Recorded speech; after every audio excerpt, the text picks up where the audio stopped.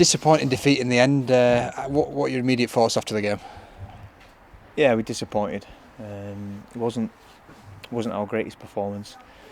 I thought there were some things in there that we did well to get back into the game. Disappointing to be 10-0 down, but there was some adversity there. Obviously, we lost Miles, and Miles has been one of our standout performers so far this season. So we're desperately disappointed to lose Miles. But the players fought back. We got back into a game. We were in a position where I felt we could have probably gone and won the game. And there was a few positional changes, a few players playing out of position.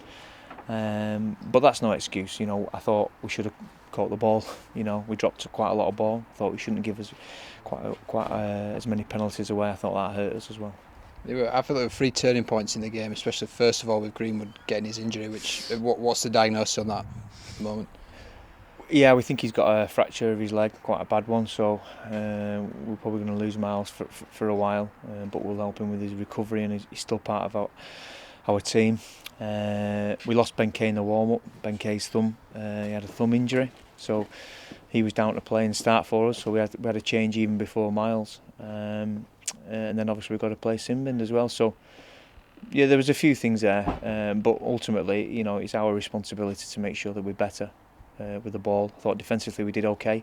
Not as good as we've been over the last few weeks. What I will say is, we conceded a pretty soft try midway through that second half. I don't think that helped our cause. Also, Ben Johnson came in at late notice to come on the bench at first, and then he came in and played at fullback. What did you make of his performance at such short notice to come in and play at fullback? Well, it's always difficult when you've not 100% prepared to play. He was 19th man, and we lost Ben Kay, so we put Ben on the bench, and he started at fullback and then did a bit of hooker as well, and then did a bit of pivot as well. So he's played 3 positions today. I think he's probably one of the players who can held the head up pretty high there, because he's had it tough over the last few weeks. He's been desperate to play. He's had a hand injury, but that's been okay, and he's managed himself well. And like us all, be disappointed not to come through that, but we must give Featherstone a pat on the back there. I thought they showed what a good team they were, and ground out that win and pulled away a little bit towards the end. We seemed to score at the right time in the first half, just before the break, and it seemed to give the lads a lift coming into the second half. A great break by Jacob Fairbank got the crowd on the feet, but that was a bit of a turning point where we just couldn't get over the line at the far end. Do you think that was crucial in the game? Yeah, execution of plays. We had Richard Moore making a full length break last week, and Jacob, so our prop forwards making all the breaks. So that tells us one thing. We need to execute better in good ball, in the areas that you can and should really be scoring. We need to do better. And there's a little bit there for me. We need to practice more. We have to practice. We've got to practice. So when we're in them situations, it comes a bit more natural than it has been. Again, there was players playing out of position, players playing in different positions there. But I think as a team, skill level, we need to up that. The Sinbind for Scott Morrell, slightly controversial to say the least. Obviously, we don't want to stand here and talk about the referee all day, but what did you say of it? I just thought he put pressure on the ball player. I don't think it was anything. I'll have to review it, but my initial reaction was there was no malice. There's no malice from us as a team in that area. It's not something we do. We just, we try and defend hard but fair. So that's not, there's no issues there. Whether the referee was the right call to Sinbind him, we'll have to look at that.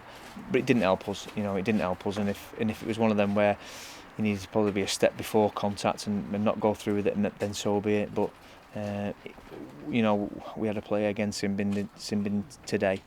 And we can't afford, we haven't got the talent within the squad at the minute to play with 12 players and win games.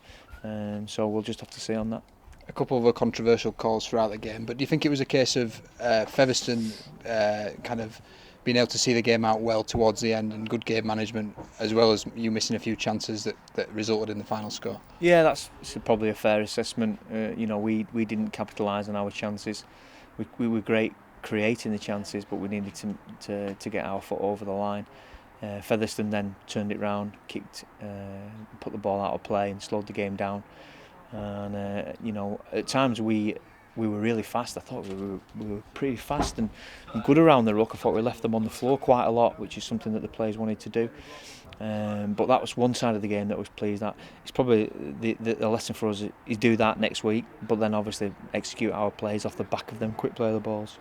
4 games in now, 2 wins, 2 defeats. I take it you're obviously still enjoying it. It's going to be a long season. Do you think there's still a lot of progress to be made in this squad so far? Loads, and there's improvements week on week. It's not going to be an overnight thing. Obviously we're a new team, new coach, new everything really. So results. Losing games isn't a bad thing. It's what you do in the week, and actually, for me, it would hopefully bring the best out in players.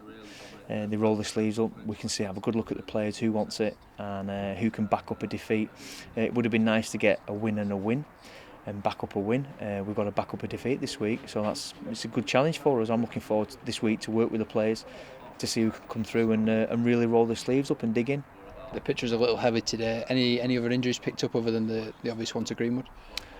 No, not particularly. Just miles really. I think there's a couple of bumps and bruises in there, but we'll have a look on Tuesday and we'll assess the squad. I thought the pitch was. I think it was good. It was playable. It was great. It was how we want to be playing. We want to be playing fast, and we did that at times. We just couldn't quite execute today. But credit to Featherstone. They're a good team. I'm sure they'll be up there at the end of the year, and we just got to be up there ourselves as well. A quick word on Dewsbury next Sunday again down at the Shea. Another important game in that kind of mid-table group. What can we expect from them?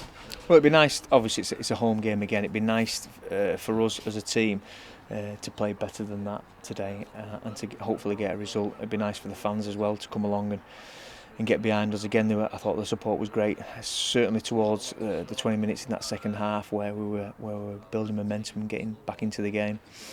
So it's we're still going to be positive. There's no dramas here. We just want to work hard this week.